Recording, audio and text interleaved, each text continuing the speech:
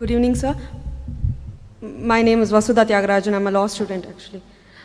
Firstly, I would like to thank you for giving us such an informative talk on terrorism and Islam. My question is, what do you think is the reason for the sudden increase in the number of terrorist organizations which are basically Islamic and they fight in the name of Islam? And since you say that Islam is giving the guidelines is that women, children, elderly people shouldn't be injured or killed, but there have been various bomb blasts and killings of women and children. What do you think is the reason for that? Thank you. The sister asked a very relevant question, that what is the reason that there's increase in terrorist organization amongst the Muslims and so many bomb blasts, and especially when Islam says you should not kill children, etc. What is the reason? And that's a very good question. Personally, tell you again that personally I haven't met and interviewed any so-called 100% hardcore terrorist. I haven't met. But I can give the reasons, the logical answers why such thing may be happening. Number one, some people may really be terrorizing the innocent people.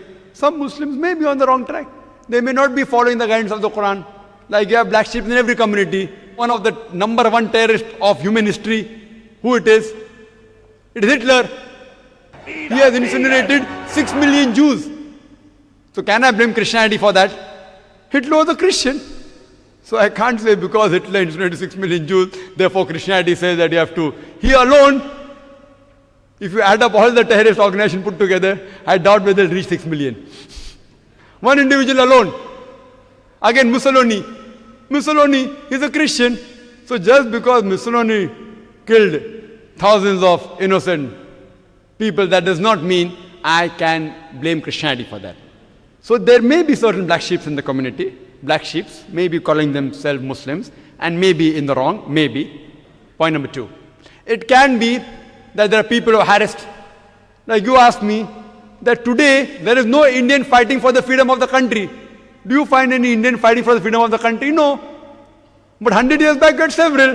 So if you ask me, Brother Zakir, why did 100 years back there were many Indians fighting for the freedom? Because the British government ruled India.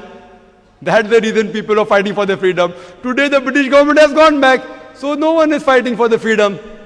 So maybe these Muslims may actually be harassed. They may be being harassed. And you find this in several parts of the world, in Palestine, etc.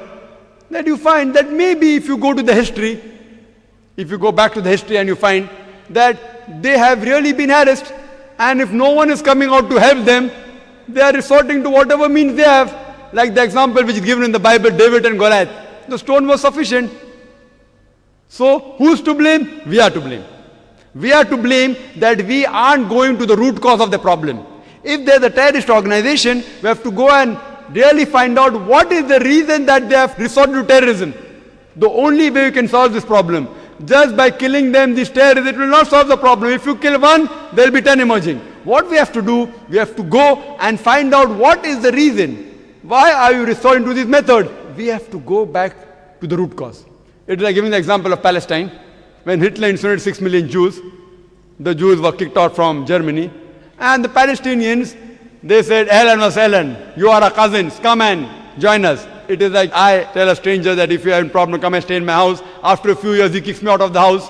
And when I start making a noise outside my house, that see, these people have entered my house, so you call me a terrorist. Am I a terrorist? I have welcomed a person as a stranger, just as a human brother. I got him to the house. After a few months, he kicks me out, and when I say that I want my house back, you say that I'm a terrorist. Who's to blame? We are to blame. We are to blame. We have to find out that what is the cause of the problem. If we, who Almighty God has given us intelligence, has given even the power and to get together, if we get to the root cause, you will come to know that why should a person want to die? Who would like to die? Who would like to die? A person who says that I say I'm going to get killed, so why not I die and take somebody else also?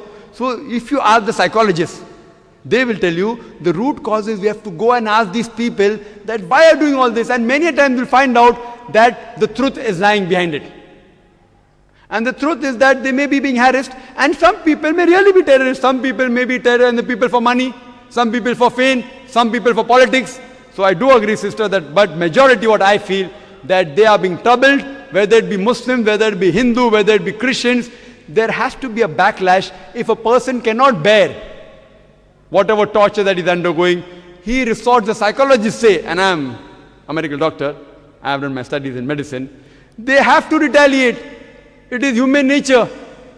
So why should a person who would not like to raise a finger, would like to carry a gun in the hand? Why? So what we have to do, we have to find the root cause and try and solve this problem. That's the only way we can see to it that these terrorizing the innocent people will stop and all human beings can live together as one brotherhood.